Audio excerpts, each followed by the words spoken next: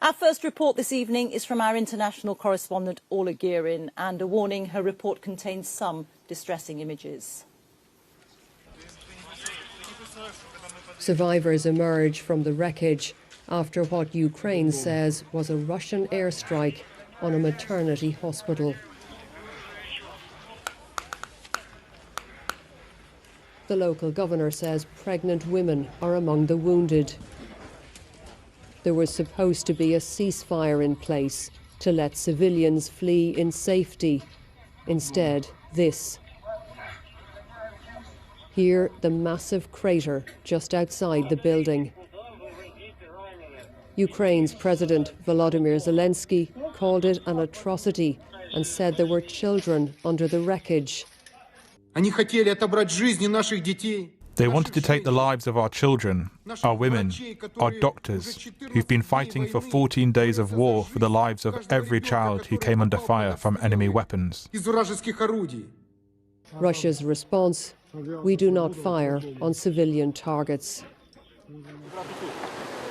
Tell that to those we met fleeing the Russian bombardment of the town of Irpin, just outside the capital, Kyiv. Many had to be carried from here today. They survived the shelling. Now they must survive life cast adrift as a refugee. And a staggering 1 million of Ukraine's children have been uprooted in just 14 days since Russia invaded. The United Nations calls this a dark historical first. Well, hour after hour, people keep leaving Irpin. The town is being emptied of its residents. And it's not just happening here. There are other cities in Ukraine being bombarded by the Russians where civilians are being driven out. This is just one corner of the fastest growing refugee crisis in Europe since World War II. We met Svetlana on the road among the newly homeless.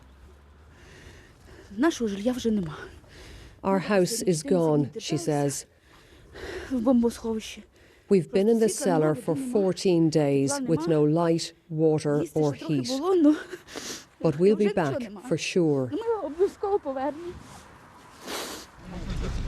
Further down the road, the immense relief of reunions. Friends and neighbours who weren't sure they would ever meet again. Svetlana hugs a friend's child. You are alive, my sunlight, she says. Under the watchful eye of Ukrainian troops, many managed to walk away from Irpin today to relative safety outside. We saw these Ukrainian soldiers at the edge of town. Let's go, he says. We have no time. And time may be running out for Irpin.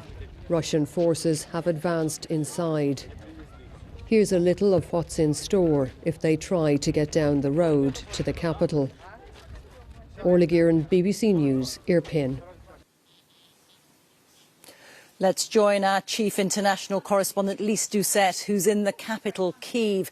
And Lise, what on earth are we to make of today, a day like today, when the Russians allow safe passage to some Ukrainian citizens, but then bomb a maternity hospital?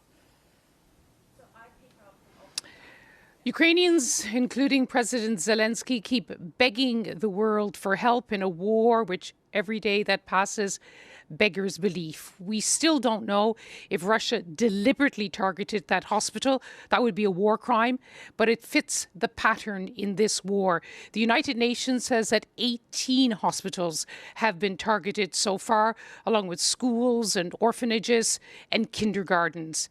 And in the case of Mariupol, it's not simply that today a maternity hospital was shattered. It is an entire city of suffering. For the past week, they have been without food, without water, without heat, without gas. Today was the 5th straight day where they tried to take advantage of what was supposed to be a humanitarian corridor to get supplies in and to get people out. it didn't work. But in a lull of the fighting, because there are so many dead bodies lining the streets, there was a mass burial. 70 people buried today. No ceremony, no families. In this war, now in its third week, there's no dignity for the dead and for the living. There's growing danger, growing devastation, but also growing defiance. Lise, thank you. Lise Doucette there, reporting from Kyiv.